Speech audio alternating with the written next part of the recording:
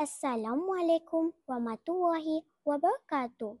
Salam sejahtera, salam kasih dan salam Malaysia Madani. Bak kata pepatah, tak kenal maka tak cinta. Izinkan saya perkenalkan diri.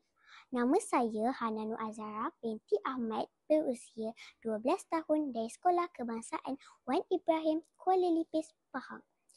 Kod sekolah saya ialah CBA 3019. Duduk sekawan si burung unta, melihat merpati terbang berdua. Bicara buku penyatu kita, hamba sembahkan buat semua. Pada hari ini, saya kongsikan novel bertajuk Pada Subuh Yang Membawaku Pergi. Ditulis oleh Yaya Samad yang diterbitkan oleh Mangosteen Publication.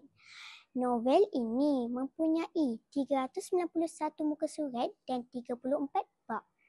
Pada Subuh Yang Membawaku Pergi adalah novel karya Yaya Samad yang mengisahkan kehidupan Iskandar Zulkarnain atau Naim, seorang anak yang mengalami penderaan fizikal oleh ayahnya sejak kecil. Namun, dia memiliki ibu yang sangat menyokongnya dan memberikan kasih sayang yang melimpah ruah. Untuk menghindari kekerasan dan memulakan hidup yang lebih baik, Naim memutuskan untuk belajar dengan tekun dan berjaya memasuki asrama penuh.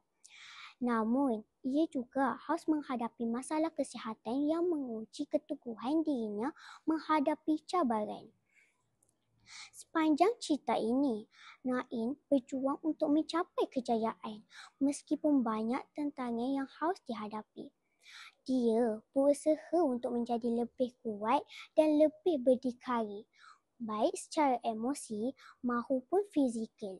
Selain itu, Naim juga menghadapi masalah kesihatan yang membuatnya semakin teruji. Meskipun menghadapi berbagai rintangan, Naim tetap berusaha untuk menjaga hubungan baik dengan orang-orang terdekat, termasuk dengan sahabat-sahabat dan keluarganya, seiring dengan perjalanan ceritanya. Dia belajar banyak tentang diri sendiri, tentang perjuangan dan pentingnya menerima kekurangan serta menghadapi masa lalu yang kelam. Dengan tema perjuangan dan hubungan keluarga yang kuat, Naim berusaha untuk menemukan kedamaian dan kesembuhan dalam hidupnya, meskipun dihadapkan dengan kenyataan yang sulit.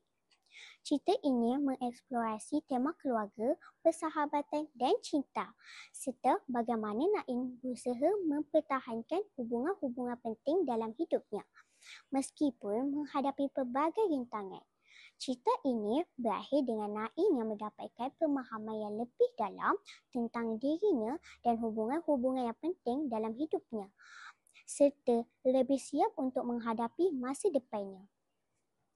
Novel ini awalnya disiarkan di Wattpad dengan judul Aku Iskandar Zulkarnain dan mendapatkan lebih 100,000 pembaca. Kemudian, cerita ini disusun dan diterbitkan dalam bentuk buku pada tahun 2023. Pengajaran atau iktibar yang boleh kita ambil dalam novel ini ialah sentiasa berusaha dan gigih dan jangan cepat berputus asa. Sentiasa menghargai orang yang dekat dengan kita seperti ibu bapa, adik-beradik dan sahabat. Penderaan kanak-kanak harus dibenteras dari awal supaya tidak meninggalkan kesan emosi yang mendalam dan fizikal terhadap kanak-kanak. Sekian, terima kasih.